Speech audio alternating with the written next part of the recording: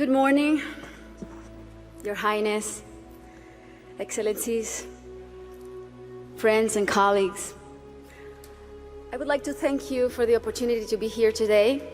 It's also an honor to join forces with Educated Child, an organization led by a woman who is an amazing role model, a woman who has shown such relentless dedication to getting every child in school.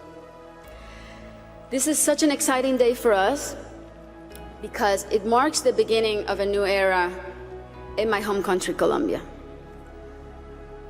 Most of you may know me as an artist, as an entertainer, and that's indeed my calling and what I've been doing since I was 13 years old. But I never would have imagined when I started out that my work as an artist would end up being the vehicle for me to serve my greater purpose in life of working towards eradicating poverty through the power of education. As a Colombian citizen, inequality is a concept that sadly one becomes very familiar with at a very young age. It's a country like many others in Latin America where a few have a lot have almost nothing, and where if you're born poor, you will almost certainly die poor, and where people don't access equal opportunities. And because of that, generation after generation after generation live trapped in the same vicious cycle fed by prejudice and inaction. Growing up in my country when I was around 8 years old, I remember I saw kids my age who, instead of being in school, were already working in the streets, were barefoot in the park, kids like me, whose reality was completely different than mine, only because of the circumstances into which they were born. It was really hard for me to accept that something so unjust didn't have a solution. There had to be something that could be done. So I often asked myself why the adults around me were so resigned to the fact that these kids, who were just like me, or even their own children, were living in a parallel reality so different and so cruel. As Kofi Annan put it, poverty is intolerable in a world of plenty. So as soon as I had some success, the first thing I wanted to do was to invest as many resources as I could into what later would become the most meaningful project of my life, working for children. So I set out to find a team of people who dreamed big and worked hard and thought like me to help me right the wrongs that I had witnessed throughout my entire childhood. And that's when our foundation, the Barefoot Foundation, Pies Descalzos Foundation, was born. I knew, and I was only 18 years old then, but I knew that I wanted to focus on children and improving their lives, but I didn't know where to start. So I really felt that I needed to learn what the roots of inequality and low social mobility were. So I decided to study the reasons why children were working in the streets, or why some children were being recruited by the violent organizations like the paramilitary or the guerrillas. Why were so many children suffering from chronic malnutrition? And I realized that most of the issues that children face in my country had and have a common denominator: the lack of access to quality education. To me, it became crystal clear that education was the surest way to give all of these kids the best fighting chance of improving their circumstances in life, because education is the great equalizer. When I started building schools in Colombia, we chose the most remote areas where there was literally nothing, no infrastructure, no paved roads, no electricity, no potable water. And we decided to build in those places, but not only build schools, but state-of-the-art schools. Schools with comprehensive models that included ECD programs, school feeding programs, parent and teacher training.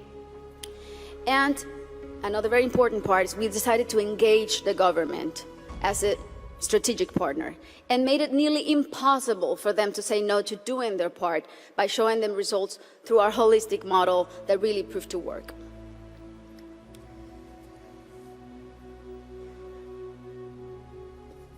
We noticed that as soon as a school is built in those places, everything is transformed.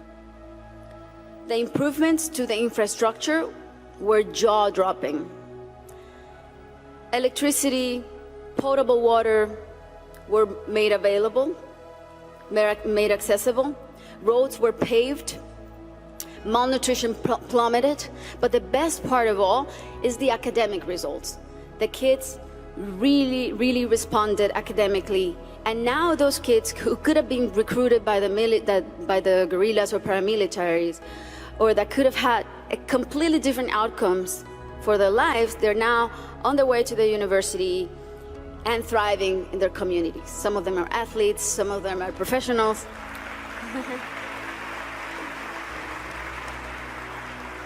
That's why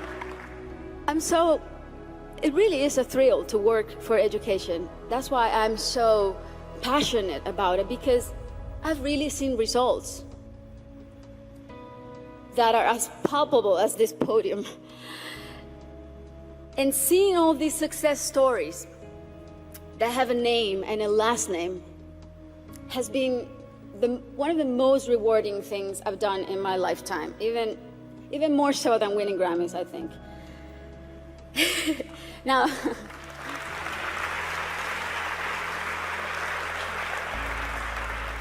now that said, our work is far from being done. Many developing countries are still rife with inequality and internal conflict, and there are a lot of kids who still need to be reached. History is not only the past.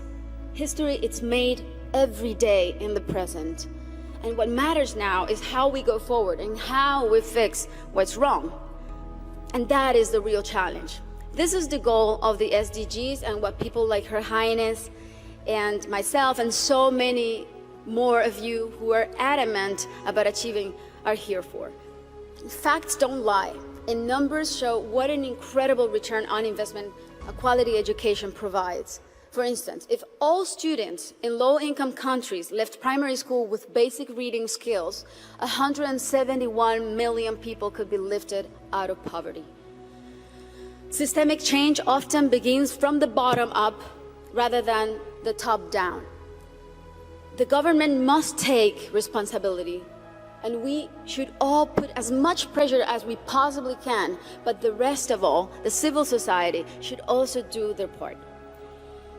What we have discovered, both at Pies Descalzos and Educated Child, is that many times only one single barrier to entry, such as no access to transportation or basic needs like a functioning bathroom, can prevent a kid from attending school or even put them at risk of dropping out. Sometimes all it takes to change a child's life is the security of a hot meal in school or the ease of being able to hop on a bus that will leave you safely at your classroom's door. It's as simple as that. And these are simple interventions and they don't cost a lot. The biggest effort really is in mapping the communities, in going door to door, searching for the out-of-school children, talking to the parents, talking to their families. Giving a name and putting a story behind these children is the first step to start rewriting their story. Over the next 3 years, we pledge to get 54,000 kids who are out of school or at risk of dropout into the educational system. Ultimately, more than 295,000 people will benefit from this project, including children, teachers, families, and community members. New schools and classrooms will be built. School kits and uniforms will be distributed. Children will be enrolled in school, feeding and transportation programs. Teachers will be trained in strategies and in how to identify those students who are at risk so they can receive psychosocial support. And we are extremely confident that this partnership is only the beginning and will be the model to replicate throughout my country until not a single child is out of school. This is our responsibility. Thank you. This is our responsibility to our children and our debt to fulfill for the generations to come. Thank you very much.